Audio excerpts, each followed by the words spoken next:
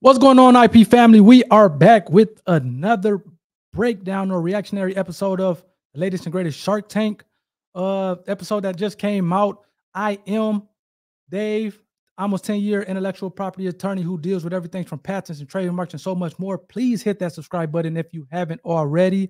We're going to be breaking down this Codist. Seems like it's the name of the company. Let me share my screen here.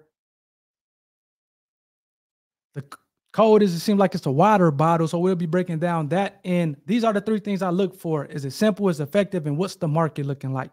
So let's get to it and see what they have. What's up, Sharks? I'm Dave. And I'm Joe. And we're the twins that founded Codist. We started this company in Naples, Florida. And Sharks, nice area. It gets so hot out there. And so we wanted to create the coldest things to help you stay colder longer. How cold, Dave? This much colder!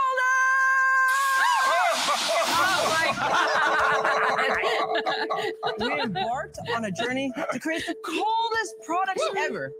This is our water bottle. We tested this bottle against 50 plus of the largest hydration brands out there and designed it to stay cold for up to 36 plus hours long with thoughtful design features. And I want to stop it really quickly. This is the cool thing about intellectual property. How many water bottles do you know? It's tons of water bottles, hundreds, if not thousands of water bottles that maybe are out on the market. But the fact that you can have just maybe a minor change that makes your water bottle not only different, but better than what's out there, you can protect it and build a business around it. Now, I'm sure Codist, it seems like they did their homework on the water bottle, and it'd be interesting to see how theirs differentiate from others. But again, I wanted to point that out because a lot of people think, okay, he had a patent on a water bottle and therefore nobody else can make a water bottle. That's just not true. That's not how patent law works. If you have, it's typically a minor change, that an incremental change, I guess we call it, to your product. And if you have that, you can actually build a business around your product based on that incremental change that differentiates your product from others and make yours better. So I wanted to point that out because I know a lot of you may be looking at this thing like, okay, a water bottle, I've seen 100 or 1,000 water bottles. How can you get a patent on a water bottle? But if you have a change that's not out there that differentiates your product, hopefully in a better way from the market, you can not only protect that invention on a water bottle or your product, but you can also build a business around it. So I thought that was worth pointing out. And that being said, let's get back to the video. Such as this non-slip rubber bottom. It's 100% leak-proof, and we're not just a hydration company. We wanted to create the coldest everything store. So we designed and developed the coldest pillow because I was sick and tired of sleeping sweaty at night. We also designed and developed the coldest dog bed and the coldest dog bowl because dogs like to sleep cold too. We're seeking $600,000 for 2% equity in our business. What do you say, Shark? Ice cold. Who wants to get buried? Wow. In an avalanche of cash and join us on expanding the... You wanted to stop it really quickly because it'll be interesting to see their sales, because to have that type of to only be offering 2% for 600,000, man, that's a valuation within the millions. So it'll be interesting to see what their sales are looking like. But I did want to bring a stop it because you see the R in the circle for the Codist pillow. They have a trademark on these brands, so it seems like these guys are very astute business guys in protecting their IP. And we'll look at the website at the end of this thing. But the fact that you have the Codist pillow and it has the R in a circle, which means it's registered. Let me go back to it here. You see this R in a circle up here. I'm not sure if you can guys see my pointer, but that pillow that's on top, you see the Codist out the pillow. You have the R in a circle. That lets me know that that's a registered trademark, which differentiates you from the Codist armor. On the right side of that banner there, but no, the Slow Flake, you have the TM. That means that is not a registered trademark. However, they're using it in a trademark sense. So the Codist armor that you see on the right-hand side in that banner beneath the Snowflake, that TM at the end of it, of the end of Codist armor, that's saying that, hey, this word or this word or this phrase is not trademark, but we're using it in a trademark sense. When you see the Codist pillow and this R in a circle, you're saying that, hey, this is a federally registered mark. So I wanted to point that out and differentiate it because I thought that's important. Again, I'm trying to give you guys value. So let's kind of get back to this crazy evaluation and kind of see what how the sharks eat this up, because I know they'll eat it up. The universe of coldest! $3 million, I think. Oh my gosh. Wow, what do we Okay. got here? Yes. What do we have? So that's the limitless series. It comes with 3 lids that are fully insulated, and it stays cold 36 plus hours. Tell us about you guys. Go ahead. Sounds like an interesting story. So my parents are both immigrants. My dad's from Jordan and my mom's from the Philippines. They're both engineers. And so our entire life, like, we thought engineering was the only route to go into. They tricked you, huh? They tricked us. And every day I'd listen to business podcasts, because me and Joe, we've always been obsessed with business our entire life. I had these side hustles. They were software businesses, building websites for other clients. So we knew how to build brands, but all of our side hustles, they kept on failing. But every single one of them, we learned like a really cool lesson along the way. And then 2015 came, and that's when Coldest begun.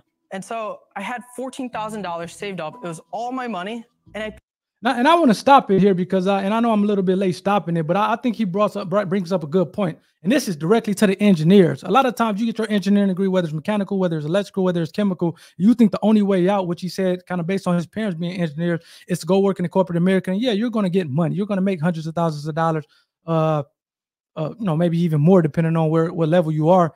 But that's not only is that not the only way to go, but you actually have a benefit because you've kind of been brought up to solve problems, to tinker with things, to design things, where the average person kind of has to they have to kind of get used to that, where you kind of been brought up in school, and in their case, just kind of growing up around the house with parents that are engineers. You've been brought up in that way. So you actually have an advantage to the point where if you have an ideal, now you're 10, 20 steps ahead of the game, ahead of the average person, to actually kind of create a product off your ideal, create a business, protect the business, and then you're off and running. So again, to the engineers that are out there, you don't have to go work in corporate America. You have an engineering degree. You have the specialized set of skills to not only solve problems, but to design things, design products to solve the problems. And you can actually kind of take that mentality to start a business and to have the freedom to make money and kind of off to the races. So I did want to point that out because I think that's interesting. That's worth noting to all my engineers out there. Let's get back to it. Put it into the coldest water was what it was initially called. I finally chose a factory. I sent them the money, all 14,000. It was for 1,000 water bottles. And my older brother looks at me and he's like, "Do you really think you're gonna sell 1,000 water bottles? Huh. You know how competitive that market is?" Told you. And I looked at him, "You're right." And so I messaged the factory. I'm like, "We need to cancel that order." And she responds back in like a few minutes, "We can't cancel the order. It's too late. Your order's already on the factory line." Then 2 years later, we're doing about 900K in revenue. Okay, so what happened with the $1,000? Yeah, you just casually threw that out there. We'll get into the numbers shortly. Yeah, but what happened to that order? That one first order. Yeah, 1,000 bottles. They sold out. It was sold out. In how long? How period? You're horrible pictures. In what period of time did that sell out? I would say it was probably within the first 5 months. We initially started on Amazon. We were a pure Amazon play, digital e-commerce, D2C company. In 2017, I said, let's start up an alliance. You create the best, coldest product, and I'll work just focusing on the marketing. And within a year, it was about 2018 now, we had hit 1 to 3 million in sales. Right. So we're getting the numbers here, because this is the part you asked for. Now I want to stop it again because I think that it's another good point that they're dropping some jewels here. And obviously these guys have been successful beyond their wildest dreams with selling millions of dollars worth of product. Again, it seems like, and we get kind of to it, it seems like it's simple and effective. The market, this water bottle market is crazy. It's definitely saturated, but it seems like they have broken in, which is again, many people are not able to kind of break into a saturated market the way they have. So that's kudos to them. But another thing he said was the fact that, hey, he told his brothers, focus on the engineering side of things, making the best products, and I'll focus on the marketing. I think that is great advice. I thought that was a great strategy. A lot of times people are you have two like-minded people, two engineers get together and they're focused on a product and nobody's focusing on the marketing, or you get two marketing background, people who have a marketing background together, and no one's focusing on the engineering or the products.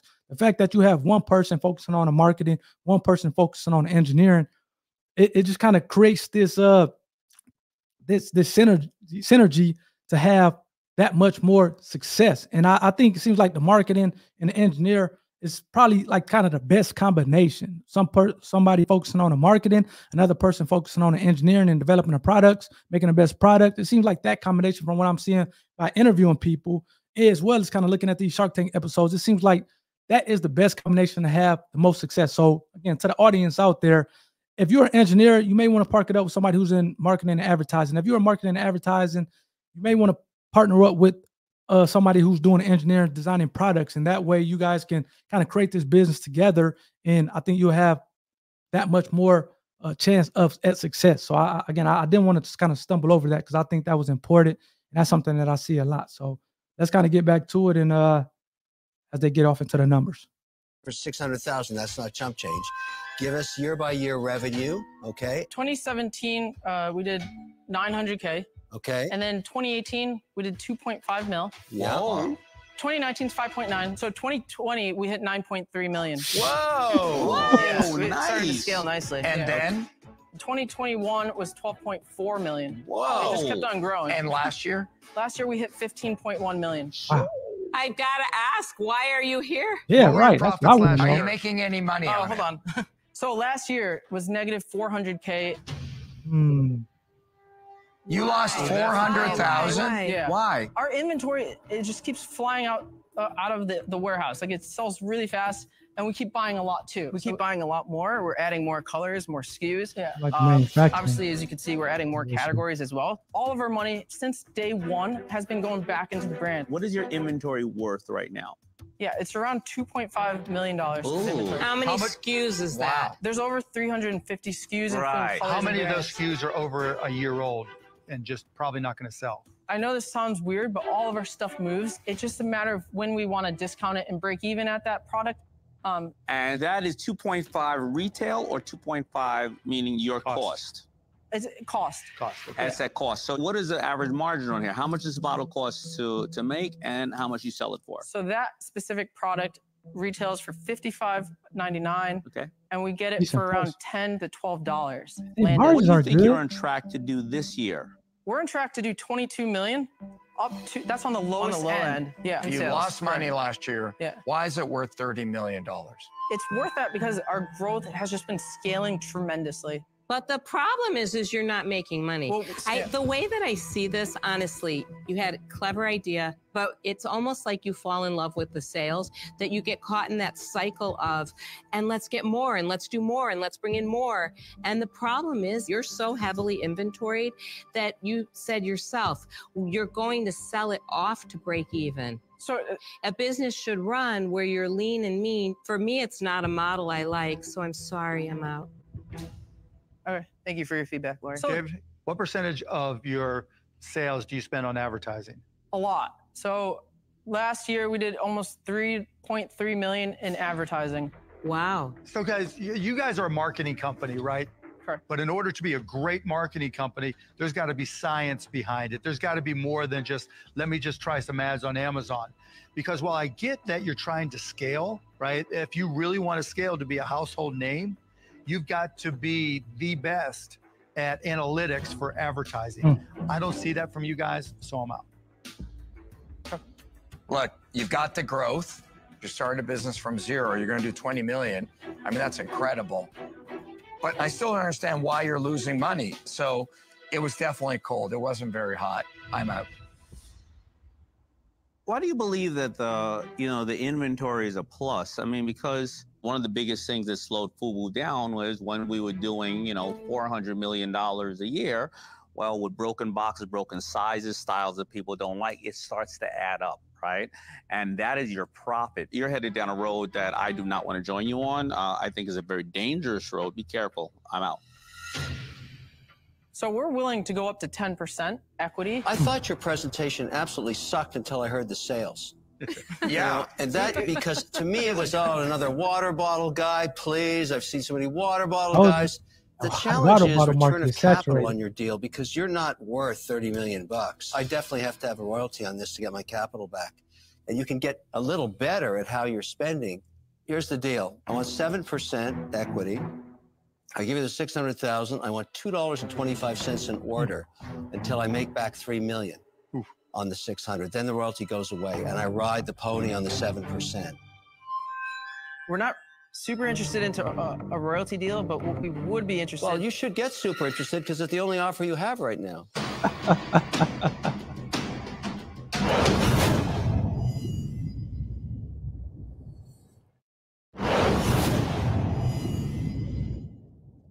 Four sharks are out. Dave and Joe have one offer on the table from Kevin for their brand of cold products, Coldest. Here's the deal. I want 7% equity. I give you the $600,000. I want $2.25 an order until I make back $3 million on the 600. Then the royalty goes away, and I ride the pony on the 7%. We're not super interested into a royalty deal, but what we would be interested. Well, you should get super interested because it's the only offer you have right now. Yeah. So. What if we offer this counter? If we pay you back 1.5x of what you're offering, say 600K, we'll give you 900K in three to 5 years. Oh, that's so uninteresting. It's a guaranteed payback. What if? I fell asleep on that one. You're gonna make 50% more than what you're investing today. No, but Where listen, else can you guys, do that? I put up 600,000. I can't buy a watch with what you're offering me. Okay, that's no good. I'd rather just take the 600 and buy a watch right now. Like, you have to think in terms of how many watches can I get out of your deal? That's what I'm thinking about. What's wrong with my offer? It's so reasonable. So the 7% for 600, you know, it's definitely on the very low end. Longer think term of builders, the opportunity here for your brand. He has the coldest heart of any human being. I have total respect for what you've done in growing revenue. That's impressive. There's a lot of fine tuning you can do to make that more profitable. Fine tuning. I'm not sure you're doing the best job in terms of digital spend right now. The only guy you have left is Mr. Wonderful. Last offer, 5% equity, $225 in order till I get back $3 million, and then I ride the equity with you. What do you want to do? we'd like to counter, for 1.5 million for 5% equity, and at like the 3-year mark, if you wanted to get out, you could give us the equity back, and we would pay you out at 1.5 times. They're getting colder. I'm falling asleep again. That's not the offer I made. So Kevin, we don't like the royalty deals. Yeah, we didn't like the royalty. Yeah, they need all the cash they can get. We got to figure out what makes sense for the brand. What makes sense for the brand is me giving you 600,000 under the terms I just dictated. I think they're gonna walk from this one. Okay, so our answer to that is no. Told you. Tomorrow morning when you wake up, you're going to be cold. So guys, one of my favorite sayings is, doesn't matter how many times you fail, you only have to be right one time, then everybody can call you lucky. You both talked about how many times you failed, and you finally got your one time. Don't screw it up. Appreciate Make the most of it. Good luck, you guys. Thank you. Oh, that was pretty interesting, man. That was pretty interesting. As Mark talked about, I'm impressed that they broke into the water bottle market, because that's a saturated market. You see a ton of those products, and again, when I'm looking at my criteria, is simple. It seems like it's simple and effective, but the market, it seems like, again, it is a big market, but it's a saturated market. The fact that they were able to break in and sell what I think he's in over $20 million this year's estimated. That's, man, kudos to them. I do think it needs some fine tuning. Seems like the margins are good, but the fine tuning maybe on advertising and kind of some other things to kind of maybe break profitable, so they don't have to keep discounting their product. I do want to look at the website, because again, it seems like this is protected by IP, and I always like to see whether or not that is on the website. I like to kind of see. So this is their website. I actually, I'm not a website expert, but I guess I like the snowflakes. They're exclusive. It seems like they have a Shark Tank deal, so that seems pretty cool. You have the products. Typically, again, as I talked about before, you have some reviews, which is cool. Typically, they have all the IP associated with the company at the bottom of the page. That's what you will typically see it. You see the brand here. You see the different social media that it's on, which is cool. And let's see. Okay, there you go. Patents and trademarks. I love this. I love this as a patent attorney, as an intellectual property attorney. Hey, put people on notice that you have IP on your products, and the fact that if they do try to knock you off in a way that is infringing your product, that, hey, be on notice that you can be and they actually have it cool, because it says patents and trademark notice. So they're literally telling you be on notice. And I don't necessarily kind of care for maybe some boilerplate or kind of listing out the laws. But I love the fact that they have a number of patents. It seems like they have some patent pendings on a bottle, on the lid, universal bottle, a limited lid. And that's the other thing, man. You may think of one product. Oh, actually, I'm not even sharing the screen here. Let me go back. Glad I caught myself here. Put it on there. So let me go back here a little bit. So this is the website. It's kind of going down. Talked about, you know, the fact that you have the Shark Tank exclusive deal. You have some products. You have some reviews. That was cool. It seemed like over 150,000 reviews, which is kind of crazy. But if you look at the bottom, which is typically is, you see patents and trademarks notice. I love that as an intellectual property attorney. Again, this is kind of rattling off the laws and all that stuff, which, okay, whatever. But, and I like the fact that they have their patents. You see a couple patent pendings. Seems like this is the application number on it. It seems like, I'm not sure what this is. It seems like this maybe is a design patent. Typically, when you see the 62, that lets me know that if that's a serial number, 3123. Yeah, this is a serial number. This has to be a design patent for these two, or for these three. It has to be a design patent. Yep. Yeah, all these have to be design patents. So it looks like they don't have any issued patents, which is okay. It takes a while to kind of go through the patent office. But the thing that I was going to say is, if you notice, you would think that, okay, you have a product and therefore, okay, I maybe can get one patent on that product. It seems like, as you see here, they have a number of patent applications filed on just that one product, or just, you know, on the water bottle here, you have 3 patents. I would imagine that is a combination of design and utility patents. It seems like they have a dog bowl, sports bottle, a pillow, a gallon and a half gallon. So they have a number of products and a number of patent applications, which is, again, you know, no issues with that. I'm always for protecting your intellectual property. It seems like they have a number of trademarks as well. Number of trademarks, and the other interesting thing about this is they have trademarks pending in various countries. So again, if you're selling this thing not only in the U.S. but in other countries, you know, Europe, China, or I guess Europe is a continent, but different countries in China like Germany and London and the UK and things like that. But then also you're selling this thing in Japan or Mexico, whatever the case may be, you need to think about getting patent protection in each country that you're filing this thing in. You can actually do that by way of a PCT application, which I think is going to be a lot easier than just filing in each country individually.